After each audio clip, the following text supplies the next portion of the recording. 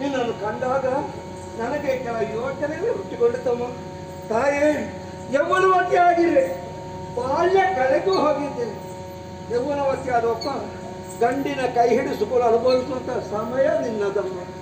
ಅದನ್ನೆಲ್ಲ ತೊರೆದು ಕಾಡಿಗೆ ಯಾಕೆ ಬಂದೆಯೋ ಹೇಳುವುದಕ್ಕೆ ಸಾಧ್ಯ ಇಲ್ಲ. ಹಾ ನನಗೆ ನಾಡು ಬೇಡ ಎಂದು ಕಾಡನ್ನು ಬದುಕಿರ್ತೇನು ಅಮ್ಮ. ಈ ಬಗ್ಗೆ ಯೋಚಿಸಬೇಕಾಗಿಲ್ಲ. ಹೇಳುವುದನ್ನು ಕೇಳಿದ್ದೇನೆ.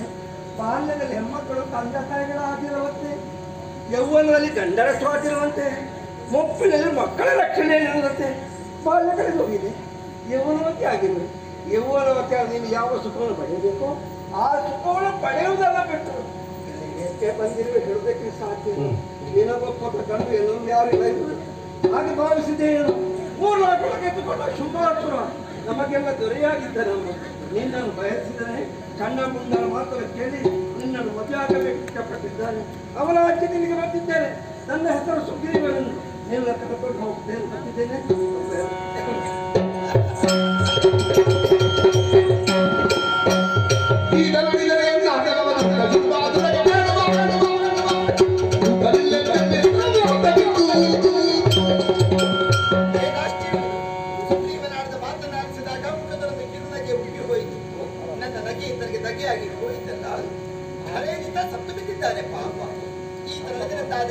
ಆ ಧೂರ್ತ ಶುಭನಿಗೆ ನನ್ನ ವಿಚಾರ ತಿಳಿಸುವುದಕ್ಕಾಗಿ ಬೇರೆ ದೂತನ್ನ ನೇಮಿಸಬೇಕಾಗುತ್ತದೆ.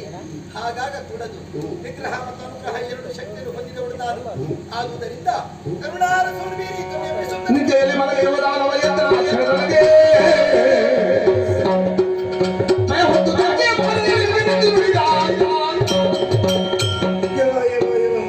ನಾನು ಎಲ್ಲಿದ್ದೇನೆಂಬ ಕೊಡವೆ ನನಗಿಲ್ಲ.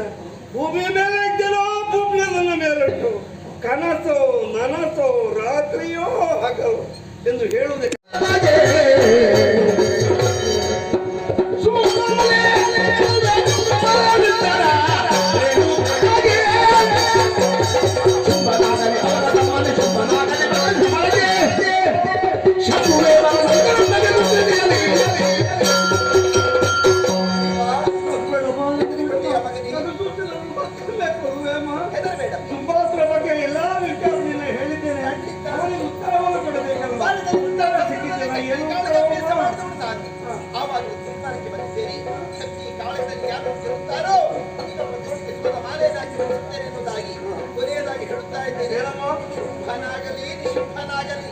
ಅವರಿಬ್ಬರ ವಿಷಯ ಪ್ರತ್ಯಕ್ಷ ಸಂಭವವೆಂದು ಬಂದರು.